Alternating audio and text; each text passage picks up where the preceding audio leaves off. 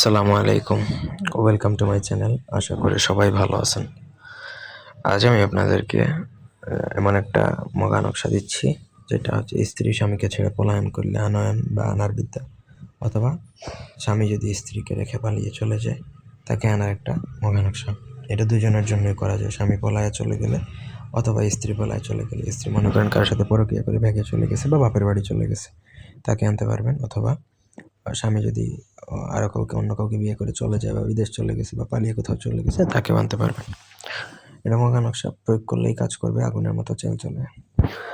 পুরো ভিডিওটা না টেনে শেষ পর্যন্ত দেখুন। আমার চ্যানেলটা সাবস্ক্রাইব করবেন, লাইক কমেন্ট শেয়ার করবেন। ব্যক্তিগত যে কোনো প্রয়োজন বা যে কোনো কাজের জন্য স্ক্রিনে দেওয়া নাম্বার আছে, সরাসরি ফোনে, হোয়াটসঅ্যাপে অথবা ইমোতে যোগাযোগ করে আমাদেরকে দিয়ে যে কোনো কাজ করাতে পারবেন। দেশে বা দেশের বাইরে থেকে আমরা সকল ধরনের কাজ করে দিই। দেখুন, দুইটা নকশা, একটাতে স্বামীর নাম, একটাতে স্ত্রীর নাম। মগা নকশা লেখা শিখতে হবে। এটার ভাষাটা একটু পেঁচানো, কিন্তু আপনাকে লেখা শিখতে হবে, না হলে কাজ হবে না। এটা আপনি যার জন্য করবেন, মানে যাকে আনতে চাইবেন, তার ব্যবহৃত কাপড়ের মধ্যে লিখতে হবে। তার ব্যবহৃত কাপড়ের মধ্যে আপনাকে লিখতে হবে হচ্ছে অরিজিনাল কামসিঁদুর দ্বারা। কামসিঁদুর একদম কামসিঁদুরের সাথে আপনি জাফরান কালি মিশিয়ে লিখতে পারেন। আর পুরোটা কামসিঁদুর দিয়ে লিখতে গেলে আপনার 8-10 হাজার টাকা খরচ হবে। সো আপনি কামসিঁদুরের সাথে আপনি জাফরান কালি মিশিয়ে লিখতে হবে। কামসিঁদুর না প্রয়োগ করলে কিন্তু জাগ্রত হবে না নকশা, আপনার কাজও হবে না।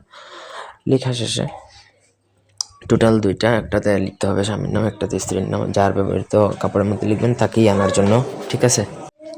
লেখা যখন কমপ্লিট হয়ে যাবে, তখন আপনাকে সেই নকশাটা এই একটা পুটলি বা লাল সুতা দিয়ে ভালো করে বাঁধবেন। বাঁধার পরে আপনাকে যে কোনো নদীর কিনারে 1 হাত সম পরিমাণ গর্ত করে আপনাকে পুঁতে দিতে হবে। শেষ, আপনার কাজ শেষ। 3 থেকে 7 দিনের মধ্যে সে যেই হোক না কেন, যত দূরেই চলে যাক না কেন, আপনার কাছে ফিরে আসবে। পাগল হয়ে ছটফটি আপনার কাছে ফিরে আসবে, একটু গ্যারান্টি দিচ্ছি। এই ছিল আজকের ভিডিও। ধন্যবাদ সবাইকে।